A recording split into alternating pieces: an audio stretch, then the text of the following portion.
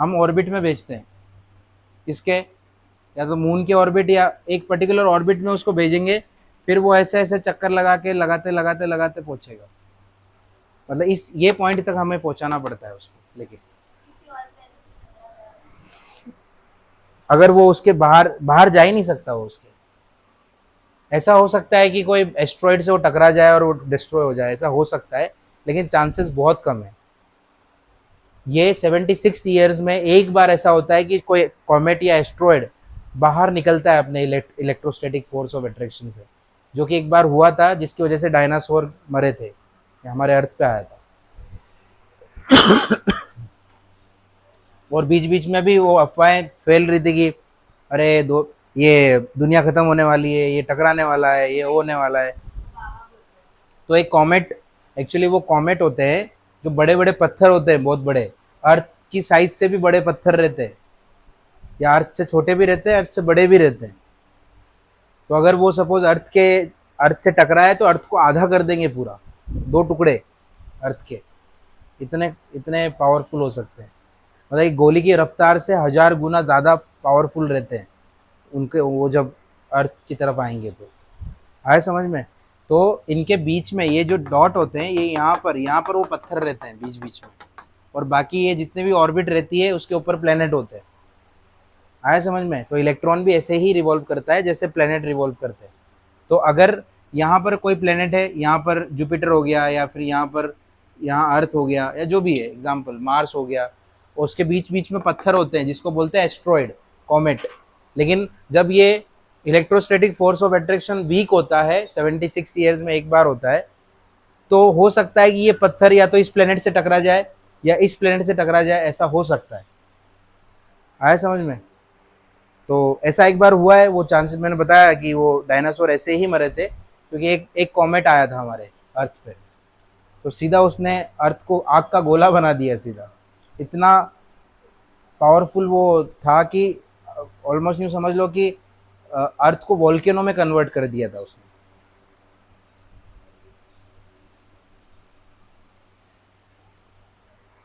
मतलब जितने भी वोल्केनोज थे, मतलब हमारे अर्थ का जो कोर होता है, गर्म हिस्सा, वो कॉमेट इतना अंदर गया कि वो पूरा वोल्केनिक इरप्शन बाहर आया हमारे अर्थ के ज़मीन पे पूरा। जितने भी डायनासोर थे वो सब, वो पूरे मतलब भाप बन के उड़ गए। इतना खतरनाक ये सीन हुआ था उसमें। मतलब ये मैंने देखा नहीं, पर मैं साइंस के हिसाब से मैं आपको आंसर दे रहा हूँ कि वो जो वॉल्केनिक इरप्शन हुआ, उसकी वजह से पूरा एनवायरनमेंट जल गया, मतलब सब कुछ जल गया यहाँ पे। और लाखों सालों, लाखों करोड़ों सालों तक यहाँ अर्थ पे अर्थ आग का गोला बन के रही थी। आग का गोला थी अर्थ, जब डायनासोर मरे थे उसके हजारों सॉरी लाखों करोड़ों सालों तक अर्थ आग का गोला थी।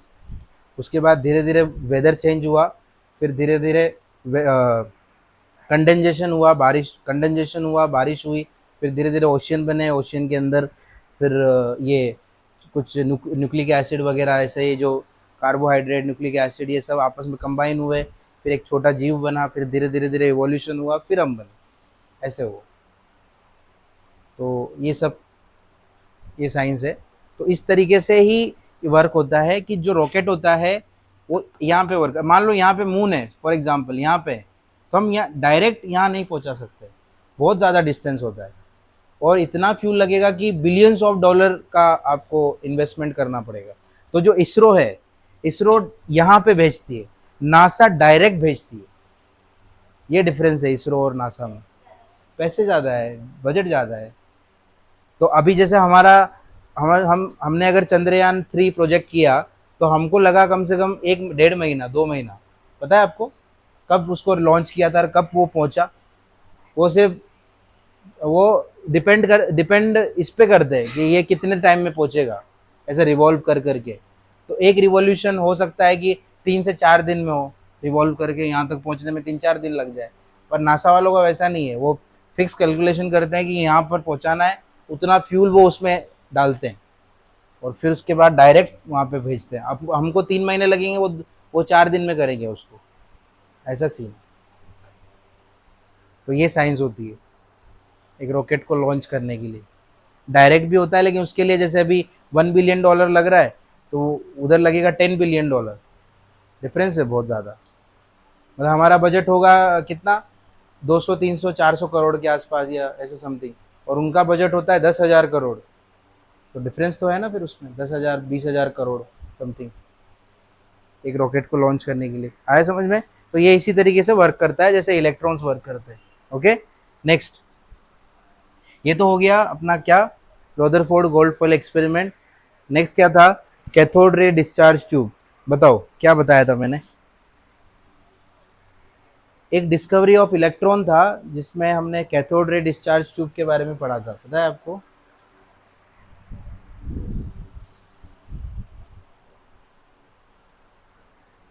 बताओ परी, कैथोड रे डिस्चार्ज ट्यूब क्या क्या बताया था उसमें, क्या क्या था? डायग्राम देख के तो बता सकते हो।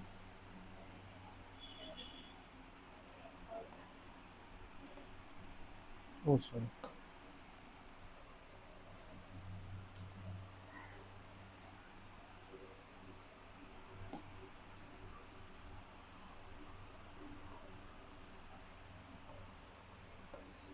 ओके बताओ। हम्म,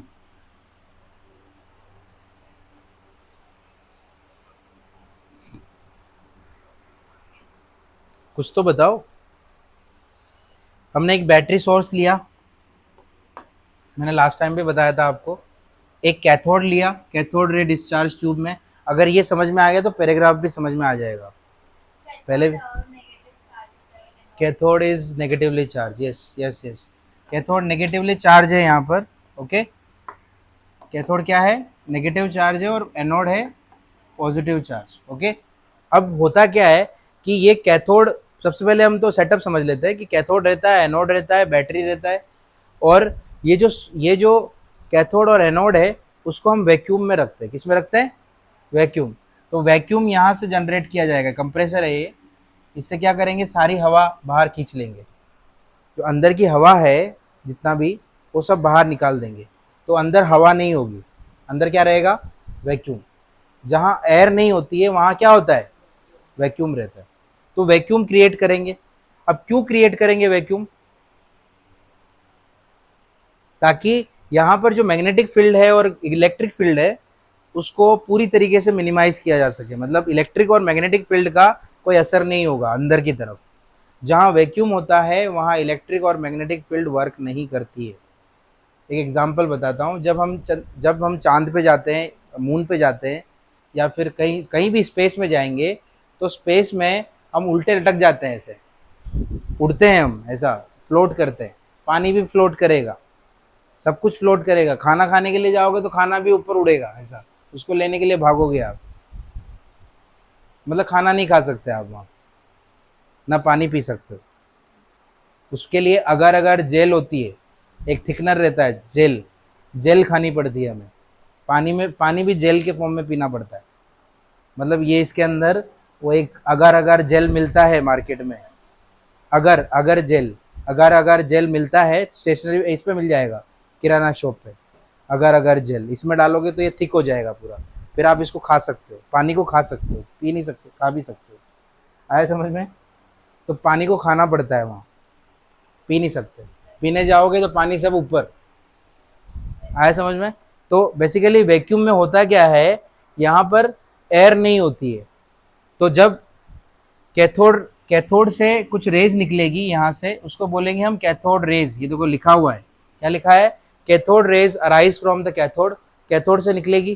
क्यों निकलेगी? क्योंकि यहाँ पर बैटरी सोर्स को ऑन कर दिया हमने। जैसे ही बैटरी सोर्स को ऑन करेंगे, यहाँ से नेगेटिवली चार्ज पार्टिकल यहाँ से निकलेंगे। मतलब यहाँ से क्या निकलेंगे, यहाँ इलेक्ट्रॉन का फ्लो होगा। मैं पहले बताना नहीं चाहता कि इसको इलेक्ट्रॉन बोलते हैं, उसने सिर्फ एक्सपेरिमेंट किया था। उसने क्या किया, बैटरी सोर्स को लगाया, और जैसे ही लगाया यहाँ से रेज निकलने लग गई, निकली, आगे गई आगे गई, और यहाँ से टकराई। अब कैथोड पे क्या था, सॉरी एनोड पे क्या था, यहाँ पर एक फ्लोरोसेंट मटेरियल था। क्या था यहाँ पर, fluorescent, sorry fluorescent material. Fluorescent material क्या करता है, ये ग्लो करता है। क्या करता है? तो इसका जो ग्लो रहता है वो ग्रीन कलर का ग्लो रहता है, मतलब यहाँ लिखा हुआ है ग्रीन कलर में ग्लो करेगा वो। आया समझ में? जैसे रेडियम वगैरह ग्लो करता है वैसे ही वो ग्लो करेगा।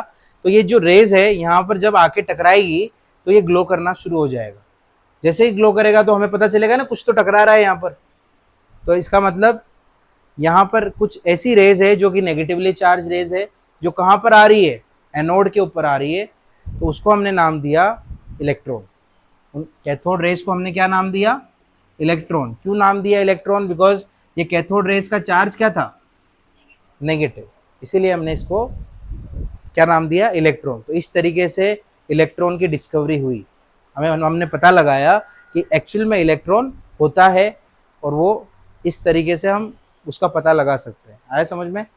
तो इस एक्सपेरिमेंट में हमने क्या लिया? First we can take the battery, then we can take cathode, anode, and it is put into this vacuum, and we will put the fluorescent material on the anode. हमने anode पे fluorescent material लिया, उसके बाद इस battery source को on किया, okay, और rays निकलना शुरू हुई, and the rays are travel in straight line. ये स्ट्रेट लाइन में ट्रेवल कर रही है। आया समझ में? जो रेज है सीधा सीधा ट्रेवल करेगी, रेज इधर उधर मुड़ नहीं सकती। क्यों नहीं मुड़ सकती? क्योंकि यहाँ पर एयर नहीं है। जहां पर भी एयर होती है वहां मैग्नेटिक फील्ड होती है। अभी हमारे आसपास मैग्नेटिक फील्ड है, इसीलिए हम खड़े हैं यहाँ पर, ये बेंचेस यहाँ पर है, ग्रेविटेशन है।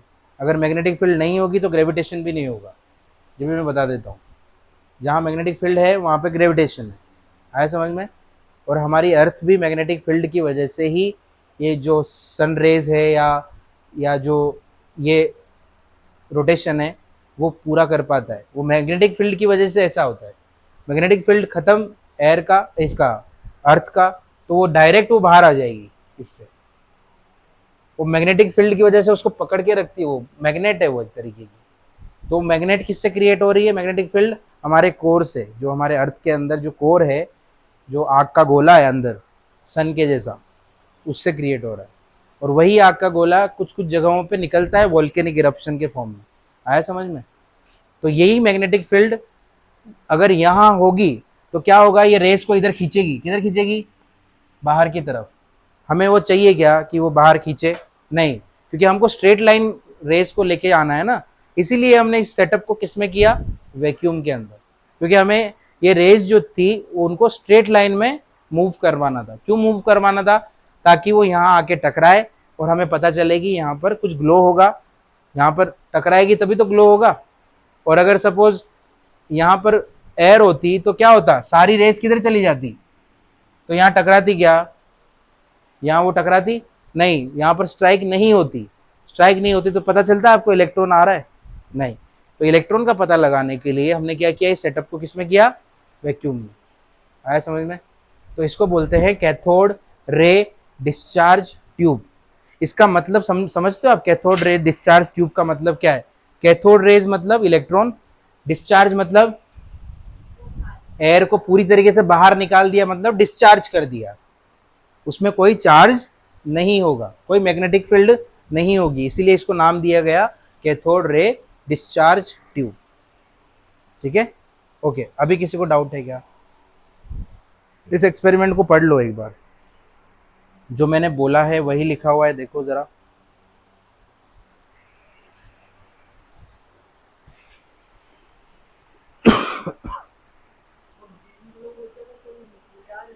क्या?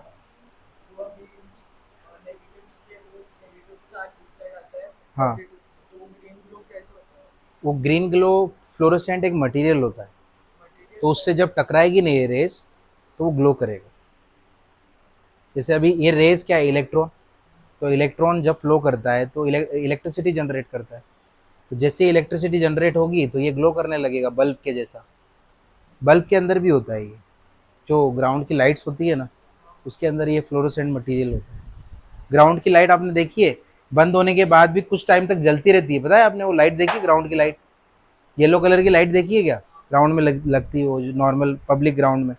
तो उसमें बंद होने के बाद भी देखते रहना उसको, तो थोड़े टाइम जलती रहेगी, थोड़े टाइम जलेगी, फिर धीरे धीरे धीरे धीरे बंद होगी वो। तो वो, हाँ लेकिन रहता है, वो ग्रीन ग्लो, ग्लो उसी को बोलते हैं फ्लोरोसेंट। फॉस्फोरस आपने क्या लिखा हुआ है उसमें? नहीं, वहाँ लिखा नहीं होगा, लेकिन पैराग्राफ में तो लिखा होगा। हाँ, ऐसा कैसे हो सकता है?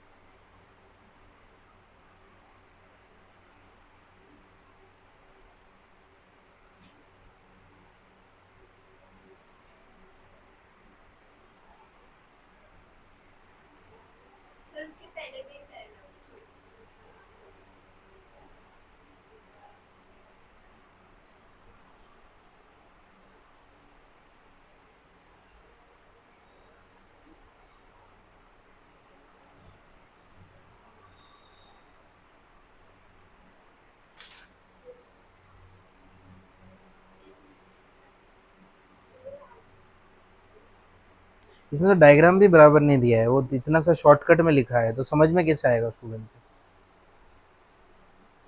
लेकिन ये कंपलसरी लिखना, ये सब बुक में। तो लिखो ना फ्लोरोसेंट मटेरियल लिखो। तुमको पता कैसे चलेगा कि इलेक्ट्रॉन वहाँ आ रहा है? वो अंदर हम थोड़ी, हमको कोई बल्ब वगैरह थोड़ी जल रहा है। एक्चुअली ये बल्ब के अंदर यूज होता है ये मटेरियल फ्लोरोसेंट। तो जब तक बल्ब जलेगा नहीं, पता कैसे चलाओगे, लगाओगे कि कुछ हो रहा है यहाँ पे?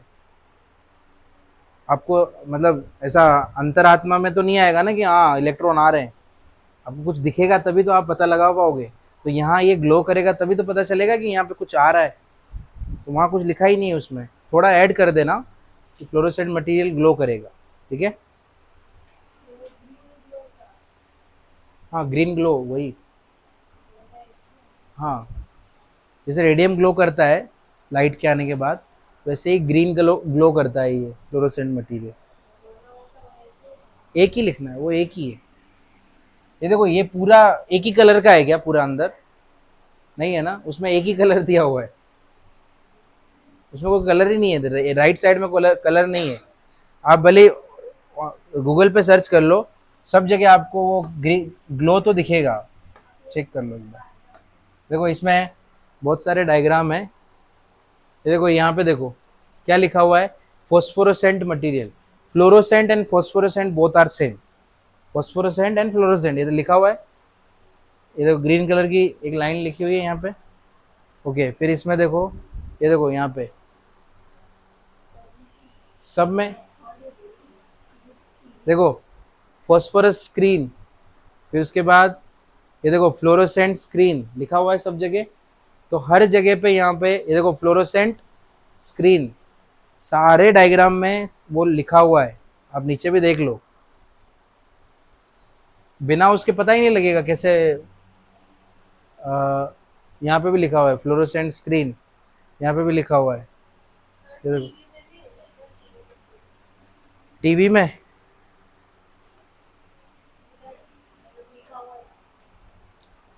टीवी में फ्लोर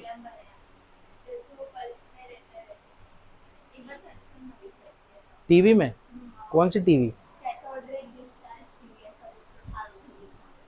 कहाँ लिखा हुआ था?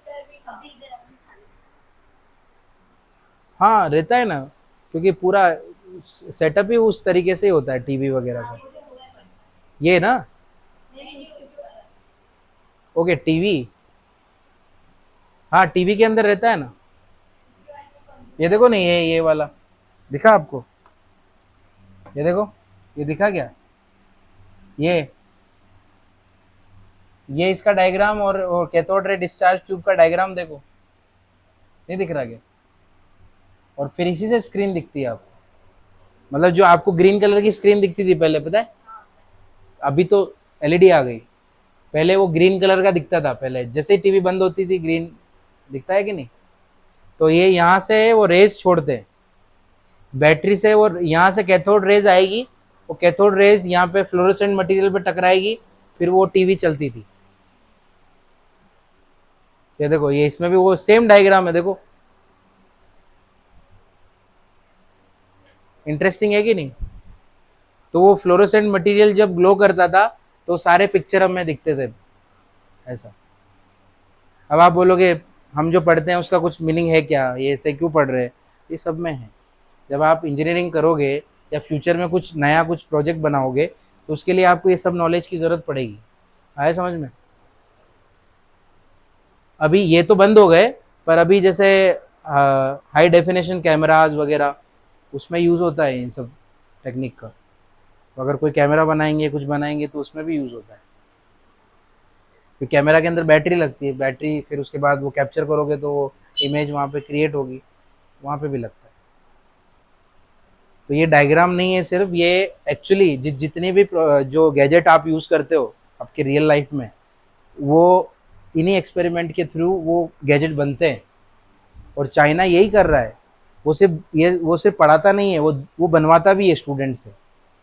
जैसे आपको यहाँ पर अगर मैं ये पढ़ा रहा हूँ तो उसके साथ साथ वो आपको प्रोजेक्ट बनाने के लिए भी देंगे कि आप ऐसे बनाओ। फिर वही प्रोडक्ट हमारे इंडिया में या फिर बाकी जगह देशों में सेल होते हैं। वो प्रोडक्ट बिकने डायरेक्ट बिकते हैं। वो अभी DJI वगैरह के जो ब्रांड है वो सब ये अ, मतलब इन्हीं के न्यू न्यू प्रोडक्ट है। वो डायरेक्ट वो 30-30 40-40 हज़ार में इंडिया में डायरेक्ट सेल होते हैं। वो मतलब जैसे कैमराज हो गए, ड्रोन हो गए, ये सब वो वहाँ के बच्चे बनाते हैं। वो ड्रोन वगैरह छोटे छोटे बच्चे, मतलब 9th 10th क्लास के बच्चे, हाँ, चाइना में। और वो सेल होते हैं स्टार्टअप्स। ये जितने भी स्टार्टअप्स वाली चीज़ें हैं वो इंडिया जैसी जगह पे सेल होती है, चाइना प्रोडक्ट। चाइना के अलग अलग ब्रांड है, पता है आपको? बहुत सारे ब्रांड है जो पता भी नहीं है हमको। वो इंडिया में सेल हो रहे हैं रिटेलर मार्केट में। और वो जो जितना भी पैसा है गवर्नमेंट वो स्टार्टअप्स जो बच्चों ने किया उनको प्रोवाइड करती है। आपके जैसे बच्चे तो मतलब 9th 10th वाले बच्चे वहाँ पे अर्न कर रहे हैं अच्छा खासा, मतलब पढ़ भी रहे हैं अर्न भी कर रहे हैं, ऐसा है।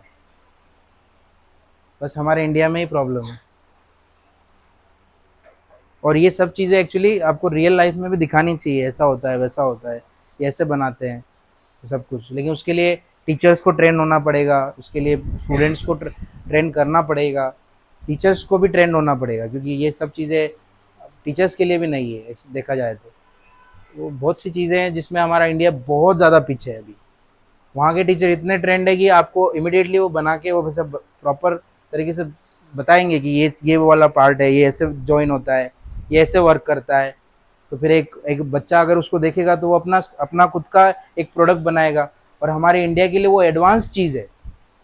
हमारे इंडिया में जो टॉप कंपनीज बनाती है वो उससे अच्छी चीज़ें बनाते हैं वो वहाँ पे बच्चे। और फिर वो वहाँ पे जब स्टार्टअप्स वाला कोई प्रोग्राम होता है या फिर कोई नेशनल या जैसे अपने नेशनल लेवल के कॉम्पिटिशन्स होते हैं, वहाँ स्टार्टअप्स वाले प्रोग्राम्स होते हैं, तो वहाँ पे डिस्प्ले में वो अपने अपने प्रोडक्ट बताते हैं। फिर वो डिस्प्ले में वो प्रोडक्ट को एक सर्टिफिकेशन मिल जाता है, फिर वो सेल कर सकते हैं कहीं भी उसको। फिर हमारे इंडिया वाले क्या करते हैं, जो हमारे गुजराती लोग हैं या इंडिया वाले रिटेलर, वो उसको फिर वहाँ से बल्क में मंगाते हैं उन बच्चों के प्रोडक्ट। फिर वो लाखों में सेल होते हैं, तो वो सारा पैसा उनको जाता है, ऐसा होता है।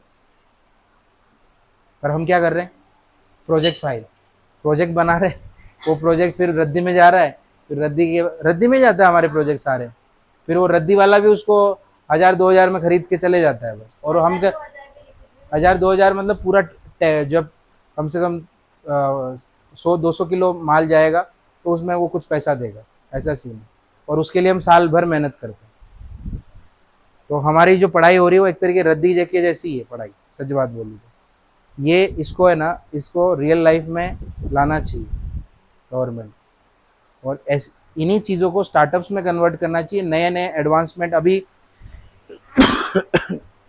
अभी जो मार्केट में डिमांड आ रही है उसके हिसाब से हमें हमारे सिलेबस में चेंज होने चाहिए। अभी जो मार्केट में डिमांड है, जैसे कैमराज की डिमांड है, डिजिटल चीज़ों की डिमांड है, जितनी भी डिजिटल चीज़ें आ रही है, नई नई LED स्क्रीन कैसे बनती है, नए नए लैपटॉप कैसे बनते हैं, फ़ोन कैसे बनते हैं। अभी इंडिया का कोई फ़ोन बता दो जो अच्छा मार्केट में लीड कर रहा है, कोई फ़ोन है इंडिया का? इंडिया का फ़ोन नहीं है, सैमसंग, नोकिया था, गया। हाँ, सब चाइना है। वीवो, ओप्पो, वन प्लस, सब जितने भी, हाँ, आईफोन सब अमेरिका। कैलिफोर्निया, इधर का कुछ नहीं। माइक्रोमैक्स था एक, सुना है माइक्रोमैक्स? गया वो तो कुछ भी नहीं है अभी। नोकिया था, है क्या अभी किसी के पास नोकिया? नहीं, लेकिन कोई यूज़ नहीं करता अभी। नोकिया का मार्केट खत्म। जैसे चाइना के फ़ोन आए, वीवो ओप्पो से लेके वन प्लस, और ये जितने भी शाओमी, जितने भी ब्रांड है सब वन प्लस के, ये शाओमी के फ़ोन है सारे। शाओमी के, वीवो, ओप्पो, और जितने भी आप फ़ोन लेते हो मोटोरोला से लेके, मतलब चाइना के फ़ोन है ये सारे, सारी चाइना की है। सब सब इंडिया की कुछ भी नहीं है, सब चाइना है। और इवन इवन मैकबुक भी चाइना ही बनाता है। मैकबुक का मैन्युफैक्चरिंग चाइना में होता है, और एप्पल का मैन्युफैक्चरिंग चाइना में होता है। अमेरिका का वो ब्रांड है, आईफोन जो है अमेरिका का ब्रांड है, लेकिन उसकी मैन्युफैक्चरिंग चाइना में होती है। मतलब वो पूरा फ़ोन वहाँ पे बनता है, और वो बनाने वाले रहते हैं हमारे जैसे स्टूडेंट बनाते हैं उनको इंटर्नशिप में। ये जो फ़ोन है ना ओप्पो वीवो वाले, इंटर्नशिप में बन के आते हैं ये सब। और जो आईफोन जो हाई लेवल की कंपनीज है, जैसे हुआई हो गई, शाओमी हो गई, ये बड़े बड़े जो ब्रांड है, तो उनको एक लेकिन इंटर्नशिप में हमें यही सब बनाना सिखाते हैं वहाँ। इसीलिए मैन्युफैक्चरिंग हब है चाइना अभी सबसे बड़ा, वर्ल्ड का सबसे टॉप मैन्युफैक्चरिंग हब चाइना है। और मैन्युफैक्चरिंग में हम जैसे स्टूडेंट को बुलाया जाता है वहाँ पे बनाने के लिए, कि ऐसे बनाते हैं, ऐसे करते हैं, ऐसे करते हैं, ऐसे करते हैं, यही स्टडी वहाँ पे करवाई जाती है। उसका पैसा भी मिलता है। और अगर आपका प्रोडक्ट सपोज आप बना रहे हो और आपने कोई स्टार्टअप शुरू किया, और आपने अपना प्रोडक्ट लॉन्च किया, और वो मान लो उसको सर्टिफिकेशन मिल गया है, जो भी है गवर्नमेंट ऑथराइज हो गया, तो आप डायरेक्ट मिलियनर बिलियनर हो जाओगे, ऐसा सीन है। तो हर देखा ना आपने चाइना के, पता नहीं ऐसे ऐसे ब्रांड आ रहे हैं जो पता भी नहीं। अभी चाइना ने भी रिसेंटली एक कार लॉन्च की है, जिसके अंदर वो चलती भी है, और उसी में एक क्या बोलते हैं, उसी के अंदर एक 2 सीट वाली उड़ती हुई कार भी उसी के अंदर, ड्रोन, बड़ा ड्रोन, मतलब ऑलमोस्ट इतनी बड़ी कार है वो, उसके पीछे मतलब 5 लोग तो बैठ जाएंगे, 6 लोग बैठ जाएंगे कार के अंदर, और उसके जस्ट पीछे एक बड़ा ड्रोन, जिसके अंदर आप इमिडिएटली उसको बटन दबाओ, वो पीछे वो कार निकल जाएगी। 2 कार, एक कार में 2 कार, एक उड़ती हुई कार, एक चलती हुई कार, तो एक बाहर निकल जाएगी, उसमें बैठो दोनों और उड़ के निकल जाओ। ये एक ब्रांड आया है अभी, वो अ, है चाइना, चाइना में ही लॉन्च हुआ है अभी रिसेंटली। चाइना में तो उड़ती हुई कार भी शुरू हो गई है अभी। और ये, हाँ हाँ, ड्रोन, जो छोटे ड्रोन रहते हैं, उसे बड़े ड्रोन के फॉर्म में हम उसके अंदर बैठ सकते हैं और उड़ के जा सकते हैं, ऐसा। और कार के अंदर ही वो सेटअप किया हुआ है, मतलब उस कार के अंदर आप बटन दबाओगे, वापस वो अंदर आ जाएगी, फिर वो चार्ज हो जाएगी अंदर ही, कार के अंदर ही, वापस उसको उड़ा के आप लेके जा सकते हो 150-200 किलोमीटर, ऐसा। चाइना के ही लोग बनाते हैं, चाइना के ही स्टूडेंट्स बनाते हैं उनको। चाइना के स्टूडेंट उन्हीं कंपनियों में इंटर्नशिप करते हैं, और वही सीखते हैं, फिर अपने खुद के स्टार्टअप भी चालू करते हैं, और फिर पूरे वर्ल्ड पे राज करते हैं, ऐसा सीन।